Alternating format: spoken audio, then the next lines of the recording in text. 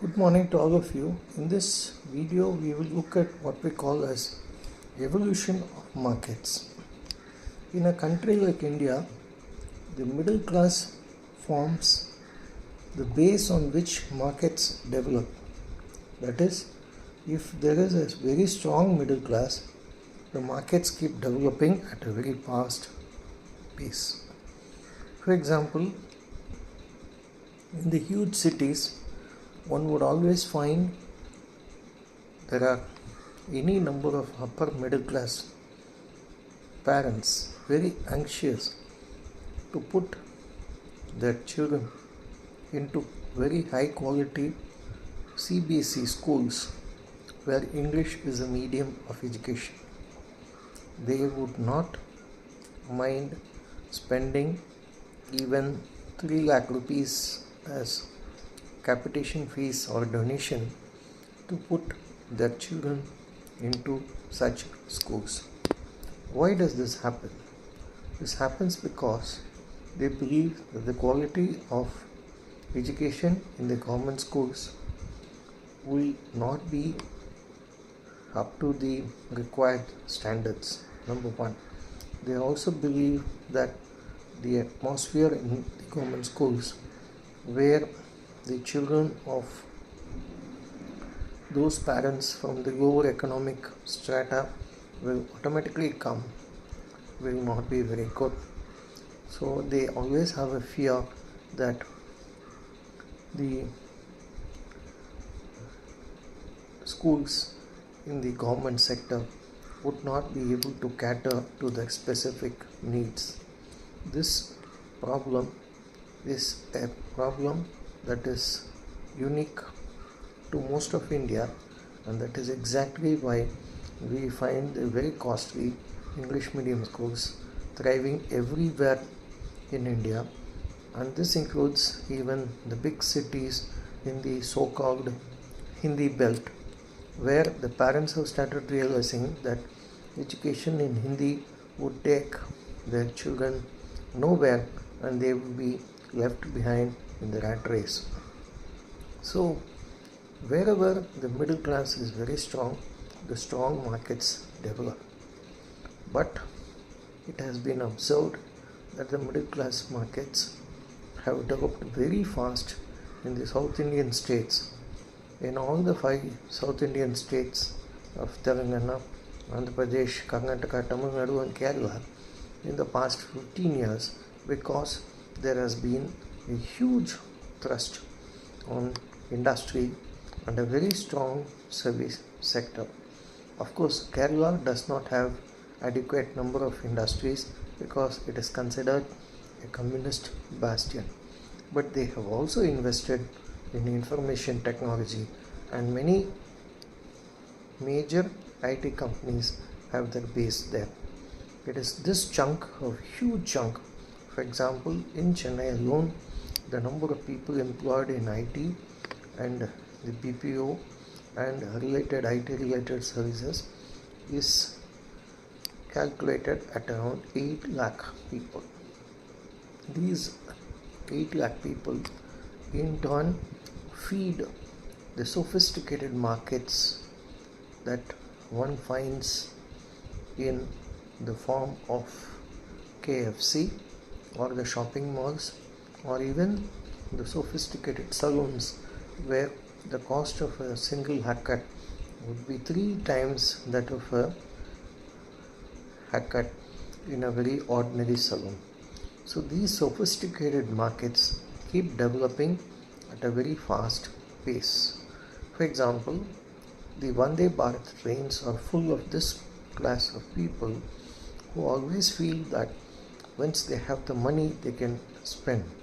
So the will spend attitude of the IT class and those employed in managerial positions in the manufacturing sector have actually given rise to a huge volume of spenders in the upper middle class segments of the market. So you have the markets for KFC, the shopping malls, the Vande Bharat, very sophisticated services like the branded salons, the beauty parlors, the very costly marriages, along with what we call as the event managers being employed for several lakhs of rupees. These are all new markets that have developed in the past 10 to 15 years. However, India is a market where there are billions of people still employed in the smaller towns and in the outskirts of huge cities in smaller jobs, earning just between 20,000 and 30,000. This is exactly the problem. This the huge number of people, this could even run into, say, for example, something like 10 crore people employed in jobs, in various jobs that are not necessarily permanent jobs, but even contract jobs, and earning between 20 and 30,000 per month. The wife would also be earning possibly between 20 to 30,000 per month.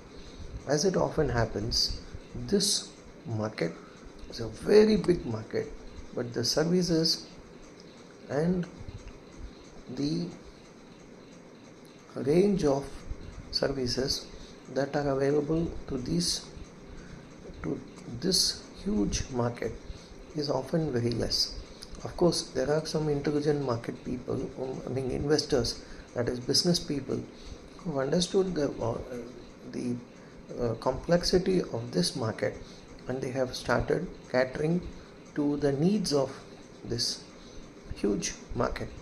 For example, in Chennai city, some years ago, a very shrewd entrepreneur discovered a huge market for these class of lower middle class people, and he started a brand called Saravana Stores. Today, the Saravana Stores is still around, and it is one of the largest outfits that offer a huge range of goods for at cheaper prices for this huge category of buyers. For example, supposing a person goes to a slightly branded outfit and asks for a good leather leather product, like for example a, a good belt, he would be asked to pay at least 1,500 or 2,000. If he goes to the same Saravana stores, he would find a slightly inferior product at around, say, 400 rupees.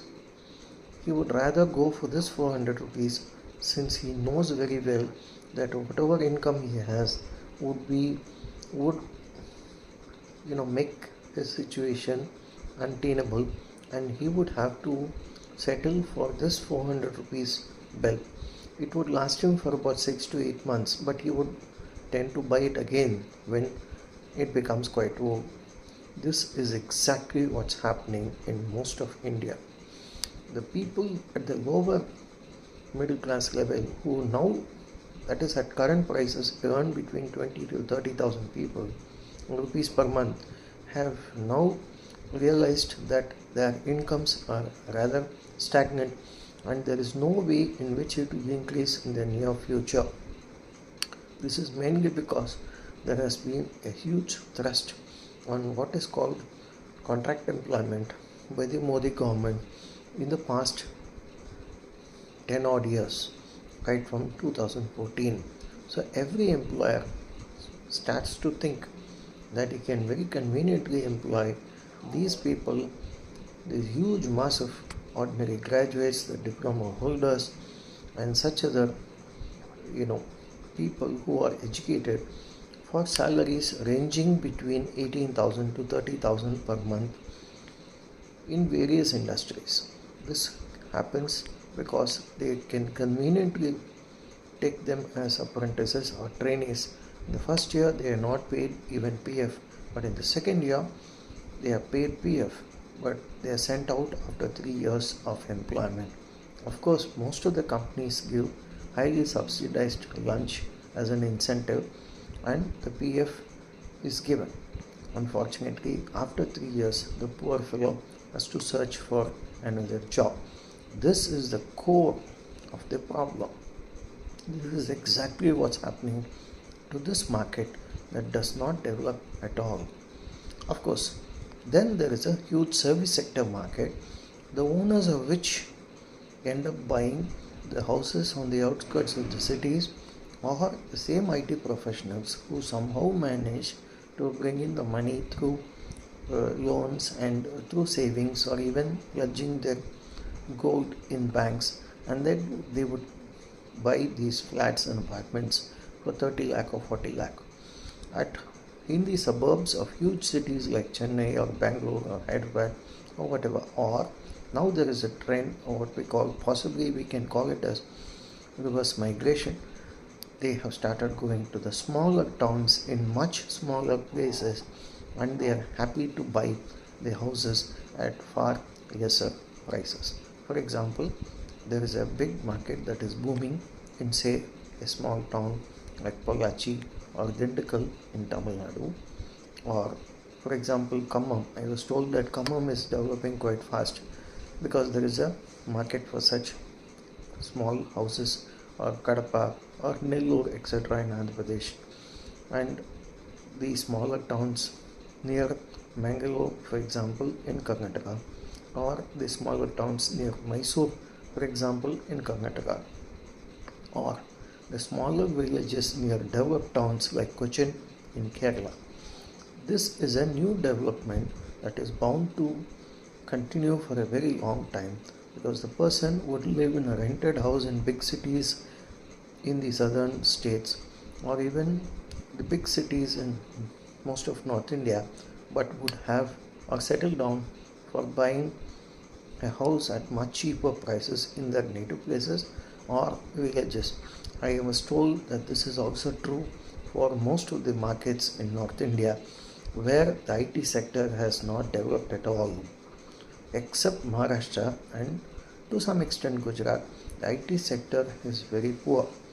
Of course, the recent studies have indicated that the number of people who belong to the lower middle class in a state like Gujarat is very high, and the poor are as bad as what they are in Bihar.